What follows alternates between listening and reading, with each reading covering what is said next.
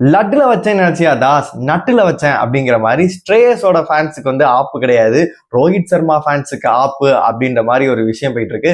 மக்களின் கேப்டன் ஸ்ட்ரேயஸ் ஐயருக்கு ஃபைனலா ஒரு நல்ல விஷயம் நடந்திருக்கு. ரோஹித் சர்மா ஓடிஐலையும் கேப்டன்சி வந்து பறிக்கப்படுமா, அதாவது மீண்டும் ஆல் ஃபார்மட்ல வந்து அவர் ரிட்டையர் ஆயிட்டு ஐபிஎல்ல விளையாட மாட்டாரா அப்படின்ற விஷயங்களுமே போயிட்டு இருக்கு. சஞ்சுவோட ஃபைனல் அப்டேட்மே வந்திருக்கு. சிஎஸ்கே ஃபேன்ஸுக்கெல்லாம் ஒரு நற்செய்தி என்ன அப்படின்னு கேட்டீங்கன்னா, சேப்பாக்கம் ஸ்டேடியத்தை வந்து உழுது வாரி ஏதோ பண்ணிட்டு இருக்காங்க. எல்லாத்தையுமே நம்ம ஃபுல்லாவே பார்த்தலாம். ஹாய் மக்களே, நான் உங்க ஷாம். நிறைய பேர் வீடியோ பாக்குறீங்க, லைக் பண்ணாம பாக்குறீங்க. லைக் பண்ணிட்டு பாத்தீங்க அப்படின்னா ரொம்பவே சந்தோஷமா இருக்கும். இந்த வீடியோ பாத்தீங்கன்னா நிறைய பேருக்கு ஷேர் ஆகும். ஃபைனலா பாத்தீங்கன்னா ஸ்ட்ரேயஸ் இருக்கு, விடிவு காலம் கிட்டி அப்படின்னே சொல்லலாம். அதாவது இங்கிலாந்து ஸ்குவாட்ல அவர் எடுக்கவே இல்லை, அதாவது இப்ப ஏசியன் கப்ல அவர் எடுக்கவே இல்லை. என்னதாண்டா அவர் பண்ணணும் இதுக்கு மேல அப்படின்ற மாதிரி வந்து பாத்தீங்கன்னா அவர் ஃபேன்ஸ் வந்து ரொம்பவே வருத்தமா இருந்தாங்க அப்படின்னே சொல்லலாம். ஏன்னா நீங்க வந்து லிட்ரலி வந்து இங்கிலாந்து சீரீஸ்ல வந்து கருண் நாயர் சாய்க்கு பதிலாக அவர் கண்டிப்பாவே ரீப்ளேஸ்மெண்டா எடுத்திருந்திருக்கலாம், இல்ல ஸ்குவாட்ல கூட கூட்டு போயிருந்திருக்கலாம். ஒரு சில டைம் வந்து அவர் நல்லாவே பண்ணியிருப்பாரு. ஏன்னா சாம்பியன்ஸ் டிராஃபிலையும் பார்த்தா நல்லாவே பண்ணியிருந்தாரு. அப்படிப்பட்டவரை எதுக்கு வந்து எடுக்கவே மாட்டேங்கிறீங்க? இதுக்கு மேல அவர் என்னதான் பண்ணணும்? டிஃப்ரெண்ட் பிரான்சைஸ்ல இருந்து பாத்தீங்கன்னா கப்பு வந்து பாத்தீங்கன்னா ஜெயிச்சு கொடுத்திருந்திருக்காரு. கேப்டன்சியும் சூப்பராகவே பண்ணியிருக்காரு, ரன்களும் வாரி அடிக்கிறாரு. ஐபிஎல்லாம் நீ கன்சிடர் பண்ணக்கூடாதுப்பா அப்படின்னு நீங்க சொன்னாலுமே இன்டர்நேஷனல்லையும் நல்லா தான் பண்றாரு. அப்படி இருக்கும்போது ஃபியூச்சரா அவரை பார்க்கப்பட்டுச்சு. யங் ஏஜ் தான். அப்படி இருக்கும்போது அவர் கேப்டனா போடலாம், நிறைய பொட்டன்ஷியல்லாம் இருக்கு. ஏன் வைஸ் கேப்டனா கூட போடலன்னா கூட பரவாயில்லடா, டீம்ல ஏதாச்சும் எடுங்களா அப்படின்ற மாதிரி தான் எல்லாத்தோட கேள்வியுமா இருந்துச்சு. ஃபைனலா பாத்தீங்கன்னா அவருக்கு ஒரு விடிவு காலம் கிட்டி அப்படின்னே சொல்லலாம்.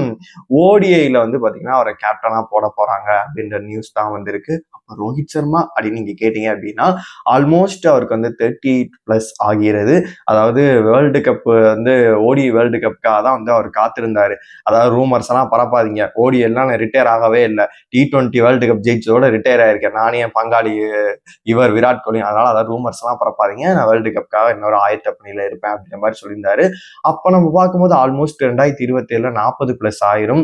தோனி அவர்கள் மாதிரி வந்து அவர் வந்து சிஎஸ்கேக்கு ஆடிக்கிட்டே இருந்தாருன்னா பிரச்சனை, ஃபார்ம்ல இருப்பாரு, இருந்தாலுமே அவரோட ஃபிட்னஸ் எல்லாத்தையுமே கருத்தில் கொண்டு அவரை ஸ்குவாட்ல எடுப்பாங்களானே தெரியல அப்படின்ற கேள்விக்குறியாதான் ஆகுது.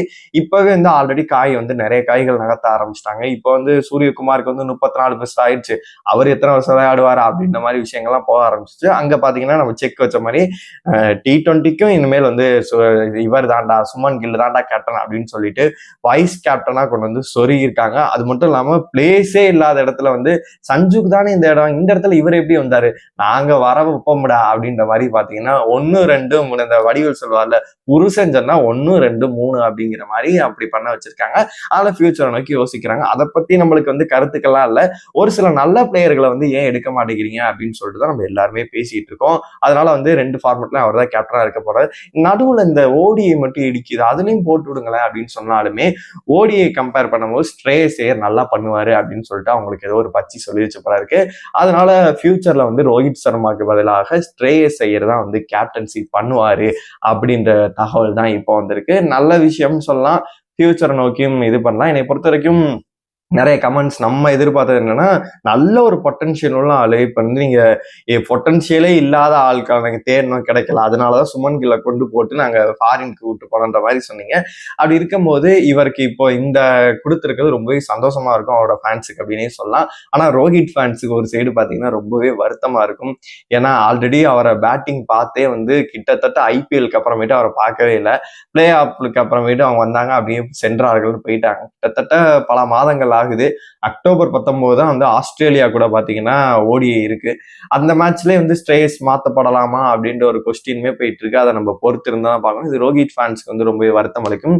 ஒரு கேப்டனா இல்லாம ஒரு பிளேயரா விளையாட வைக்கிறதுக்கான வாய்ப்புகள் அதிகமாவே இருக்கு. இன்னுமே நீங்க வந்து ஓடிஐ ரேங்கிங் எடுத்து பாத்தீங்க அப்படின்னா ஃபர்ஸ்ட் சுமன் கில் இருக்காரு, செகண்ட் நம்ம தலைவர் ரோஹித் சர்மா தான் இருக்காரு, 4வது இடத்துல விராட் கோலி இருக்காரு, 8வது இடத்துல வந்து ஸ்ட்ரேயஸ் இருக்காரு. இது நல்ல ஒரு மூவா தான் பார்க்கப்படுது. அது மட்டும் இல்லாம சஞ்சுவோட ஃபைனல் அப்டேட்டுமே வந்திருக்கு. சஞ்சு ஆல்மோஸ்ட் வந்து சிஎஸ்கேக்கு வரமாட்டாரு அப்படின்ற மாதிரி தான் தோணுது. என்னடா நீங்க தாண்டா சொல்லிக்கிட்டு இருந்தீங்க சிஎஸ்கேக்கு வருவாரு, அவ்வளவுதான் டீல் முடிஞ்சிச்சு அப்படின்னு சொல்லிட்டு. நம்ம பார்த்த வரைக்கும் சிஎஸ்கேவும் இன்ட்ரெஸ்டா இருந்தாங்க, சஞ்சுமே இன்ட்ரெஸ்டா இருந்தாங்க. ஆல்மோஸ்ட் டீல் வந்து கன்ஃபார்ம் ஆக போகுது அப்படின்ற மாதிரி தான் சொல்லிட்டு சொல்லியிருந்தான். ஆனா இந்த வீடியோ நான் ஸ்டார்ட் பண்ண முதல்ல இருந்து இந்த வீடியோன்னு கிடையாது, எல்லா வீடியோலையுமே நான் ஒரு விஷயம் சொல்லியிருந்தேன். சஞ்சு வந்து சிஎஸ்கேக்கு தேவையே இல்லை. எதுக்குடா இப்ப இந்த இந்தியன் டீம்ல இப்ப வந்து சுபன் கில்ல வந்து இவரு வரட்டும்னு சொல்லிட்டு சருகுறாங்க, அந்த மாதிரிதான் இருக்கு. அதனால வந்து சஞ்சு தேவையே இல்லை. ஆல்மோஸ்ட் ஃபிட்டா தான் இருக்கு. உர்வில் பட்டேலு, டெவல் பிரவிஸ் அசுர ஃபார்ம்ல இருக்காரு. அப்படி இருக்கும்போது ஓப்பனிங்ல ஜானி பேஸ்டோவோ இல்ல ஏதாச்சும் ஒரு நல்ல பிளேயரை தூக்கிட்டு வந்து ஓப்பனிங் போட்டுவிடுங்க. உங்க பர்சுல தான் 30-35 கோடிக்கு மேல கண்டிப்பாவே இருக்க போகுது. அப்படி ஒரு 10 கோடி 15 கோடிக்கு மேல போட்டு பாத்தீங்கன்னா ஒரு நல்ல பிளேயர் வந்து ஓப்பனிங் எடுத்துட்டு வந்து இல்ல 10 crores அதிகமா ஸ்பெண்ட் பண்ணலாம். ஒரு ஃபாஸ்ட் பவுலர் இல்லாட்டி ஒரு ஆல்ரவுண்டர் இருந்தாங்க அப்படின்னா கண்டிப்பா சிஎஸ்கே வந்து அந்த 6வது கப் அடிக்கலாம் அப்படின்ற மாதிரி நான் பல டைம் சொல்லியிருந்தேன். சஞ்சு வந்து இப்போதைக்கு தேவை கிடையாது. இவங்க பிராண்ட் வேல்யூ அதெல்லாம் பார்த்தாங்க. வந்து தோனிக்கு அப்புறமேட்டு நம்ம ஒரு விக்கெட் கீப்பரை கொண்டு வரோம் அப்படின்னு சொல்லி இப்ப இருந்தே நீங்க உருவில கூட வளர்த்து விடலாம் அப்படின்ற மாதிரிதான் நம்மளுக்கு தோணுது. என்ன பண்றாங்க அப்படின்னு சொல்லிட்டு வெயிட் பண்ணி பார்க்கலாம். சஞ்சு ஆல்மோஸ்ட் என்ன பண்ண போறாங்கன்னு சொல்லிட்டு நீங்க கேட்டிருந்தீங்க. சிஎஸ்கேக்கு கிடையாது, இப்ப வந்து கேகேஆரும் அந்த களத்துல இருந்து விலகுற மாதிரி இருக்கு.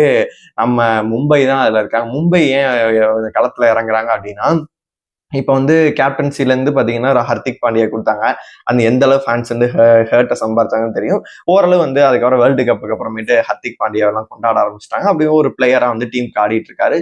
ஒரு சில டைம் வந்து சர்க்கிள்கள் அவர் அதிகமாவே இருக்கு. நல்லா பண்ணியிருக்காரு, நல்ல மேட்ச் எல்லாம் ஆடி கொடுத்திருக்காரு. ஒரு சில மேட்ச் அவர் நல்லா பண்ணனால பாத்தீங்கன்னா டீமுக்கு எஃபெக்ட் ஆயிருக்கு. அதில் ஃபியூச்சரை நோக்கி யோசிக்கிறதுனால சஞ்சுவை தூக்கி உள்ள போட்டோம் அப்படின்னா கண்டிப்பாவே இந்த ஜானி பஸ்ட் வந்து ரீப்ளேஸ்மெண்டா எடுத்துட்டு வந்தாங்க. அவர் போட்டு கொளுத்தி எடுத்துக்கிட்டு இருந்தாரு. அப்படி இருக்கும்போது நல்ல ஒரு அந்த இசான் கிஷன் மாதிரி ஒரு பேட்ஸ்மேனோ ஒரு டுவைன் ஸ்மித் அந்த மாதிரி ஒரு ஓப்பனிங்ல வந்து இப்ப ரோஹித் சர்மா மாதிரி ஒரு அடிச்சு ஆடுற மாதிரி வந்து டாப் ஆர்டர்ல வேணும் அப்படின்னு சொல்லிட்டு ஒரு 10 வருஷத்துக்கு சாலிடா வேணும் அப்படின்னு சொல்லிட்டு அவங்க முடிவு பண்ணியிருக்காங்க. அதனால ரோஹித் சர்மா மேபி இந்த இப்ப கேப்டன்சி மாறுது, ஓடிஐல ஒரு 2-3 மேட்ச் ஃபார்ம் இல்லை அப்படின்னா கண்டிப்பாவே அவர் ஐபிஎல்லும் விளையாடுவாரா அப்படின்னு சொல்லிட்டு ஒரு கேள்விக்குறியாக தான் இருக்கு.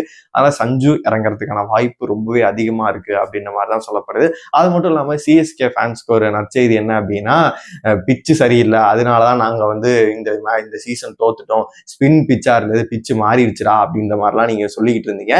இப்போ அதுக்கு ஒரு பிரச்சனையுமே கிடையாது. அங்க ஸ்டேடியத்தை பார்த்தா உள்ள 2 ரோலர்ஸ் எல்லாம் விட்டு போட்டு அள்ளி வாரி பிச்சை நாங்க ரெடி பண்றோம்ல அப்படின்ற மாதிரி பாத்தீங்கன்னா வேற லெவல்ல ஃபார்ம்ல வந்து ரெடி பண்ணிட்டு இருக்காங்க. I think T20 world cup அங்க நடக்கும்னு நினைக்கிறேன். ஐ திங்க் 2026 ஐபிஎல்காக ரெடி ஆயிரும் அப்படின்ற மாதிரி தான் சொல்லப்படுது. இன்னும் ஒரு 7-8 மாசங்களுக்கு மேல இருக்கு. அதனால வந்து ஐபிஎல்குள்ள கண்டிப்பாவே அந்த பிச்சு ரெடி ஆயிரும் அப்படின்ற மாதிரி தான் சொல்லப்படுது. வெயிட் பண்ணி பார்க்கலாம். அப்புறமேட்டு ஸ்குவாட் அனௌன்ஸ் பண்ணதுல இருந்து பல பேர் பல அடி போட்டு அடிச்சிட்டு இருந்தீங்க. ஒரு சில பேர் வந்து ஸ்ரேயஸ் ஐயருக்காக பேசினீங்க, ஒரு சில பேர் ருத்ராஜ்காக சிஎஸ்கே ஃபேன்ஸ் சொல்லிட்டு இருந்தாங்க. சிராஜ் வந்து நல்லாவே இங்கிலாந்துல பர்ஃபார்ம் பண்ணிட்டு இருந்தா, அவருமே இல்ல. பிரசித் கிருஷ்ணா கடைசியில வந்து அங்குசாமி நல்லா தான் பண்ணாரு, அவர் வந்து பர்பிள் கேப் ஹோல்டர், அவரையும் எடுத்தீங்க அப்படின்ற மாதிரி வந்து இந்த ஸ்குவாடை பத்தி நிறைய விஷயங்கள் பாத்தீங்கன்னா எல்லாருமே சொல்லிக்கிட்டு தான் இருக்கீங்க. உங்களை பொறுத்த வரைக்கும் இந்த ஸ்குவாட் எடுத்துனுக்கலாம். சிவம் துபே பத்தியும் சொல்லிட்டு இருந்தேன். இன்டர்நேஷனல் மேட்ச் ஆடியே சில பேர் பல நாட்கள் ஆகுது.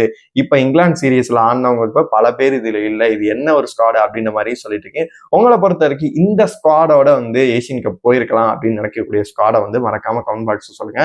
சஞ்சு வந்து மும்பை போனா கரெக்டா இருக்குமா, இல்ல சிஎஸ்கேவா இல்ல கேகேஆருக்கு வந்தா கரெக்டா இருக்கும்னு நினைக்கிறதையும் மறக்காம கமெண்ட் பாக்ஸ் சொல்லுங்க. ஓடிஐல கேப்டனா வந்து ஸ்ட்ரே செய்யற வரதை பார்க்கும் போது உங்களுக்கு என்ன தோணுதோ மறக்காம கமெண்ட் பாக்ஸ்ல சொல்லுங்க.